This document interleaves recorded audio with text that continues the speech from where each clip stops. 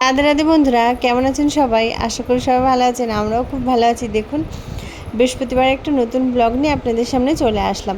আজকে বৃহস্পতিবার 1 আগস্ট, একদম মাসের প্রথম দিন। এটা হলো এই ব্লগটা আপনাদের সামনে দেখাচ্ছি। আর এখন 1:45 মতো বাজে। আমরা উঠেছি কিন্তু খুব সকাল সকাল আজকে, প্রায় 6টার পরপরই আমি উঠে পড়েছি। আর দিদিভাই তো 6টার একটু আগে উঠেছে, বাবুসোনা টিফিন করছিল, বাবুসোনাকে রেডি করে স্কুলে পাঠিয়েছে। সেগুলো তো আপনাদের সামনে কোনো কিছুই শেয়ার করা হয়নি।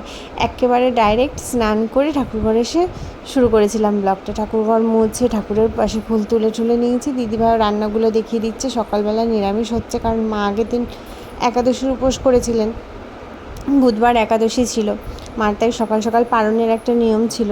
মাও তুলসী গাছে জল ঠল দিয়ে নিচ্ছে, আর আমরাও সমস্ত কাজ এদিকে কমপ্লিট করে আমার প্রসাদ দেওয়া হয়ে গেছে। প্রসাদ দিয়ে আমি একটু আরতি করে নিচ্ছিলাম। তখন 8:30 মতো বেজে গেছে। আমি ভাবছিলাম কখন, টাইমিংটা তো ঠিক আমি এক্স্যাক্টলি জানতাম না, যে 9:30। পরে গিয়ে শুনলাম। আমি যে তাহলে ঠিক আছে, আমার তো পুজো দেওয়া এমনি 8:30 হয়ে গেছে, তুমি পারণটা করে নাও, মারও পারণ হয়ে যাবে। আর ওদিকে দিদিভাইয়েরও রান্না কমপ্লিট হয়ে গেছে। রান্না কমপ্লিট হয়ে গিয়ে ও তো খেতে দেবে, তৈরি করবে খাবার, কারণ আগের দিন মা সমস্ত দিন না খাওয়া একাদশী করেছে। আর সকাল সকাল নিরামিষ খাওয়ার নিয়ম এই দিন, আর তার নিরামিষ রান্নাগুলোও কমপ্লিট হয়ে গেছে তাড়াতাড়ি। আর আমাদেরও বৃহস্পতিবার যেহেতু ওরা আমার নিরামিষ থাকে, তাই আমরাও নিরামিষটা খেয়ে নেবো সকালবেলা। দেখুন, এই যে মার পারণ কমপ্লিট হয়ে গেল, মা প্রসাদও খেয়ে নিলেন। এই প্রসাদটা খেয়ে একাদশীর উপোসটা ভাঙতে হয়। আমি প্রসাদ তুলে দিয়েছিলাম, যা গোপুসোনাকে দিয়েছি সেই প্রসাদটা দিয়েছি মাকে, মা খেয়ে নিলেন। এবার কমপ্লিট হয়ে যাওয়ার পরে দিদিভাই যে সবাইকে সার্ভ করে দিচ্ছে খাওয়ার টেবিলে। মা এখনও আসেনি, মা এসে বসবে, বাবা খাচ্ছে, প্রিন্স আর দাদাভাই ছাদু খাচ্ছিল, আর আমরা একটু পরে বসে পড়বো, ওরা উঠে গেল। এই যে দেখুন, খাওয়া দাওয়া প্রায় কমপ্লিট। তখন 11টা বাজে। আমার সবজি কাটাও কমপ্লিট হয়ে গেছে। দিদিভাই ঘর মুছছে, স্নান করে নিয়েও স্নান করতে যাবে বলে আমি এদিকে দুপুরে রান্না চড়িয়ে দিয়েছি। বিটরুট ভাজা ছিল, রান্নাতে ছিল আলু দিয়ে, লঙ্কা দিয়ে, মাছের ডিম দিয়ে ভাজা, কচু ছিল কাতলা মাছ দিয়ে, আর ছিল মোচা। আর এদিকে দাদাভাই আজকে শুভকে আনতে গিয়েছিলো। আজকে যেহেতু প্রচুর বৃষ্টি হচ্ছে, সারাদিনই তো বৃষ্টি, সকাল দিয়ে বৃষ্টি দিয়েই তো শুরু করলাম ব্লগটা। সারাদিন মানে রাত্রেও বৃষ্টি কমেনি, একদম বৃষ্টির জন্য দাদাভাইকে পাঠিয়ে দেওয়া হয়েছিল। আমরা বলছি আজকে দিনটা যাও তুমি, তাই দাদাভাই গেছিলো, নিয়ে এসছে বাবুসোনাকে। এদিকে আমাদের রান্না দিয়ে দুপুরবেলা খাওয়া কমপ্লিট করে একবারে ব্লগটা আবার স্টার্ট করলাম আপনাদেরকে দেখানো। তখনও বিকেল 4টে 4:30 বাজে। দেখুন কি প্রচণ্ড মেঘ, আর তখনও ঝমঝমিয়ে বৃষ্টি হয়েই যাচ্ছে, কন্টিনিউ বৃষ্টি হয়েছে।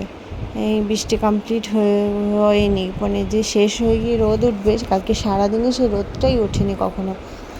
দেখুন, আমরা একটু ভিডিও করে নিচ্ছিলাম। খাওয়া দাওয়া সবার হয়ে গেছে, আমাদের টেবিল পরিষ্কার করে বিকালবেলা এই সময়টা আমরা ফ্রি ছিলাম, এই সময়টা একটু ব্লগ করছিলাম। আর ছাদে একটু চলে গেছিলাম রিলস করতে, কিন্তু এত বৃষ্টি আমি তো পুরো ভিজেই গেছিলাম। তারপরে করেছিলাম একটা রিলস, আপনাদেরকে আর আপলোড করে দেখানো হয়নি, পরে ফেসবুক আইডিতে দিয়ে দিয়েছি, দেখে নেবেন চেক আউট করে। এদিকে সন্ধে হয়ে গেছে, আর ব্রতর সব কিছু রেডি করেছি, আবার নতুন করে সমস্ত প্রসাদ দিয়ে রেডি করে গুছিয়ে নিয়েছি সন্ধ্যাবেলা ব্রত করব বলে।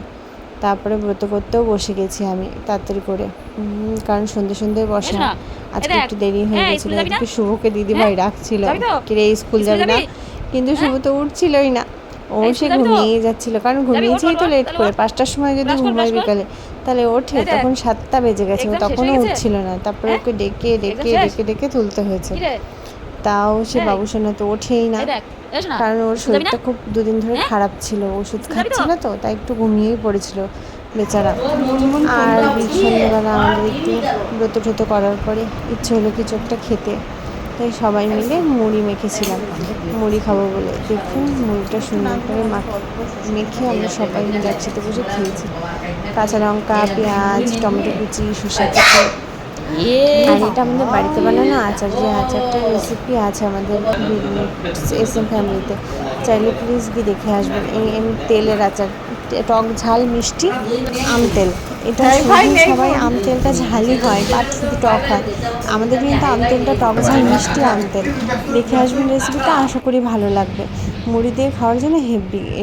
এবার আটাও মেখে নিয়েছি রাত্রে, আর সকালবেলা একটু